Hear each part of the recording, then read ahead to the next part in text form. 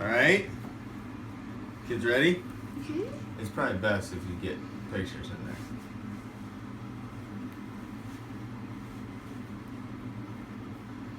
What's she doing, bro? I'm recording. Okay. What's it called? What?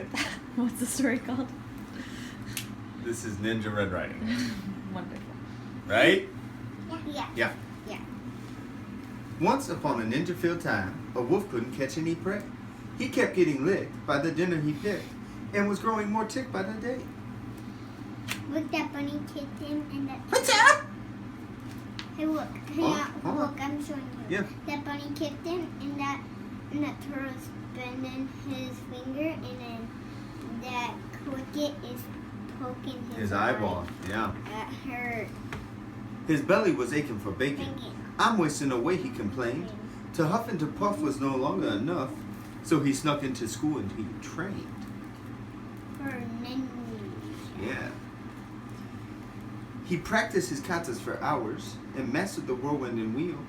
He jackknifed and flipped, and at last felt equipped to once again catch a good meal. Drooling with anticipation, he set off in search of some meat. While deep in the wood, he met Riding Hood. I'm bringing my grandma a treat.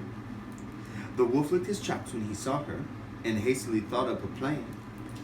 There are blossoms that way. You can pick a bouquet to give to your little old gran. You're not an animal. Mm-mm.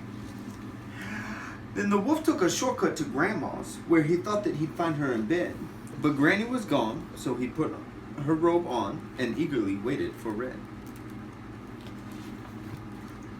Soon after, he heard someone knocking. He called out, "My dear, come on in. Oh, don't you look good in your lovely red hood, but a shame that you've gotten so thin." What's thin mean? Thin means like skinny. Yeah? Little Red took a look at her granny and said, "What on earth did you do? I could swear that your eyes have completely changed size. Hey, Gran, are you sure that is you?"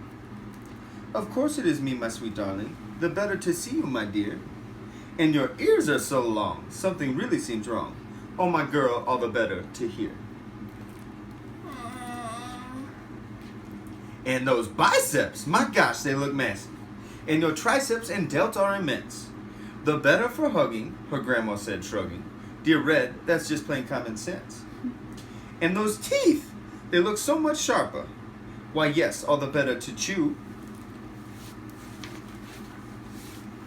He jumped out of bed to gobble up Red, but No buts. she'd gone to ninja school too. She grappled and sideswiped and twisted and escaped from his clutches unscratched. She attempted a lock, but he managed to block. They appeared to be evenly matched. Just then, they both heard someone chopping. A woodsman, Red thought, but instead, it was Gran and her gi. She'd just come from Tai Chi. Don't you dare harm a hair on her head. The wolf took a swing at that instant, but Red deftly dodged the attack. She got a good grip, threw him over her hip, and the wolf wound up flat on his back. "I'll skedaddle," the wolf said in anguish, as he struggled back up on his feet. "Just a second, you beast. You will not be released till you promise to give up red meat."